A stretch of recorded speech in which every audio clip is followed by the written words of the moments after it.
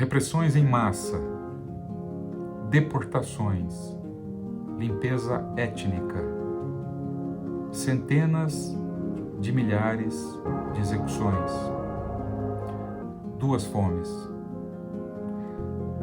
São as únicas medidas capazes de caracterizar um governo totalitário? Ou o totalitarismo também se expressa através de medidas judiciais sem base legal, que roubam a liberdade de pessoas que se utilizam dos mesmos direitos constitucionais para se manifestarem publicamente? Fica com a gente.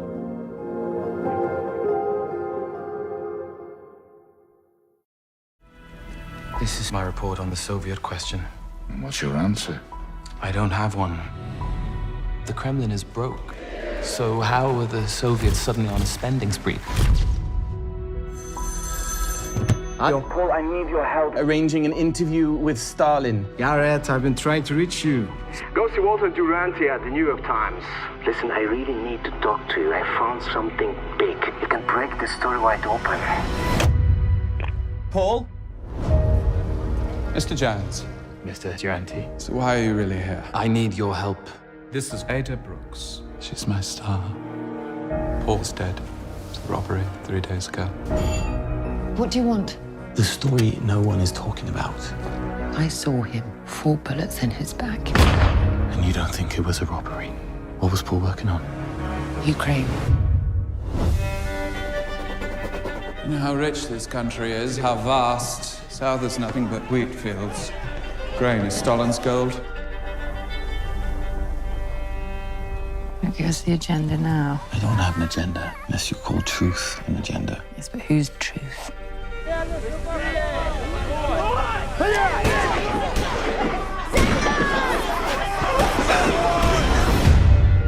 What will you do when the others come forward? What's being done here will transform mankind.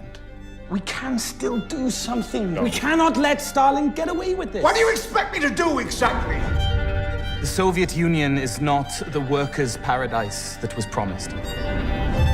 It is not the great experiment that you read about in the press.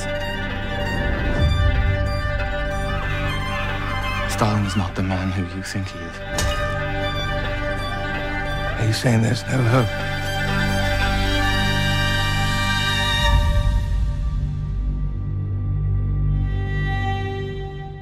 Olá, pessoal. Quando nós criamos esse canal, havia uma ideia inicial muito cara para a gente, no sentido de trazer às pessoas a intersecção entre arte, medicina e política. De várias maneiras, inclusive falando a respeito de fatos do dia a dia que pudessem ter alguma relação, por exemplo, com um determinado fato histórico ou com alguma grande conquista da medicina e, obviamente, com ligação com a arte. Vocês viram um trecho, na verdade, o trailer de um filme de uma diretora polonesa chamada Agnieszka Holland, que fala a respeito de um jornalista nascido no país de Gales, que na década de 30 viaja rumo à União Soviética buscando uma entrevista com Stalin. Nessa viagem, ele descobre uma rede de mentiras que encobre a real situação do país, vendido como a terra prometida dos trabalhadores. A Sombra de Stalin é um filme que mistura Portanto, drama biográfico com uma grande investigação jornalística. E é uma história cheia de suspense, que se torna apreensiva para o público em diversos pontos. Como eu falei, ela é baseada na história de Gareth Jones, esse jornalista nascido no país de Gales, e inspirou, inclusive, o livro A Revolta dos Bichos, de George Orwell, um escritor inglês socialista que lutou na Guerra Civil Espanhola, inclusive foi baleado no pescoço durante a Guerra Civil Espanhola, mas que ao longo da vida se decepcionou muito com os ideais bolcheviques a partir de fatos como esse que a gente vai discutir aqui hoje, que, em suma, estão relacionados com a censura.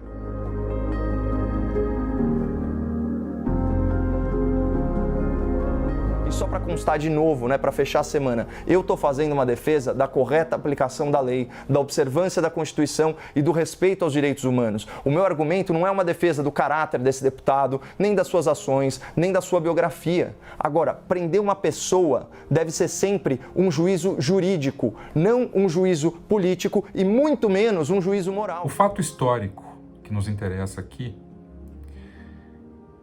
é a fase em que a União Soviética, ou a União das Repúblicas Socialistas Soviéticas, foi comandada por Joseph Stalin. Stalin governou a União Soviética de meados da década de 20 até a sua morte em 1953, mais precisamente em 5 de março de 1953. Ele foi secretário-geral do Partido Comunista de 22 a 52, portanto, durante quase todo o período em que ele governou a União Soviética. Ele foi primeiro-ministro da União Soviética de 41 a 53 e ele era ideologicamente ligado, como todo mundo sabe, à interpretação leninista do marxismo. Ele levantou fundos durante a Revolução Bolchevique através de roubos, sequestros e redes de proteção. Em outubro de 1917, durante a Revolução Bolchevique, ele se juntou ao Comitê Politburo do partido. Em 1924, com a morte de Lenin, ele vai assumindo gradualmente a liderança do país. E a política econômica de Lenin, que era chamada de NEP, ou Nova Política Econômica, é também gradualmente substituída por uma economia centralizada. Ele instituiu o Plano Quinquenal e, com ele, instituiu a coletivização da agricultura ou da produção agrícola.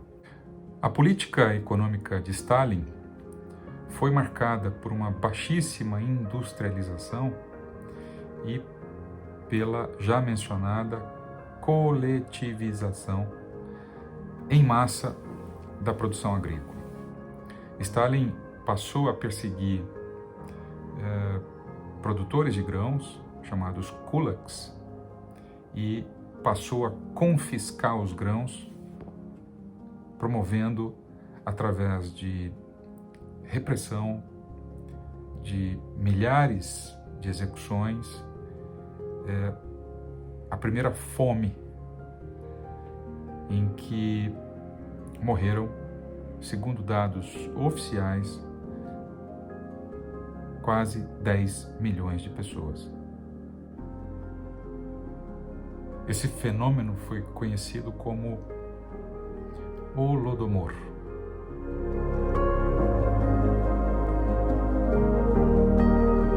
O totalitarismo de Stalin, portanto, foi marcado pelas repressões, pela limpeza étnica, pelas centenas de milhares de execuções, pelas deportações, pelos 2 períodos de fome e por uma rede de proteção, através da qual se instalou a censura. E uma censura que calou através de prisões, pessoas que simplesmente se manifestaram contra o regime. E prisões sem base legal. E aqui a gente chega nesse último escândalo desse inquérito que é inconstitucional, que é excluir as redes sociais de um parlamentar ou de qualquer pessoa. Isso é uma mordaça virtual, é calar uma voz antes que ela possa se expressar, é censura vedada pelo artigo 5º da Constituição, e aqui eu faço questão de ler os incisos. Inciso 4, é livre a manifestação do pensamento, sendo vedado o anonimato. Inciso 9, é livre a expressão da atividade intelectual e de comunicação, independentemente de censura. E para todos aqueles casos de abuso dessa liberdade de expressão, a própria Constituição tem o remédio. Inciso 10, são invioláveis a intimidade, a vida privada, a honra e a imagem das pessoas, né? Assegurado o direito à indenização pelo dano decorrente da sua violação. É preciso estar atento para que haja um equilíbrio entre os 3 poderes e para que o judiciário seja ou tenha o mesmo peso em relação ao legislativo e ao executivo, é preciso que as leis sejam respeitadas nesse país. E que as decisões judiciais sejam baseadas em leis que o legislativo criou. Só assim, através de uma vigilância constante, é que teremos o equilíbrio entre as 3 forças.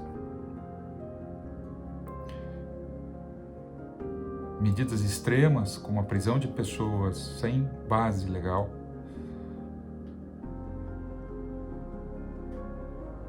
é censura,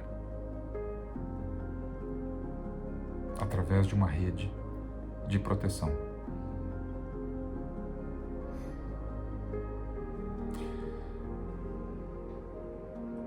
A gente continua no próximo vídeo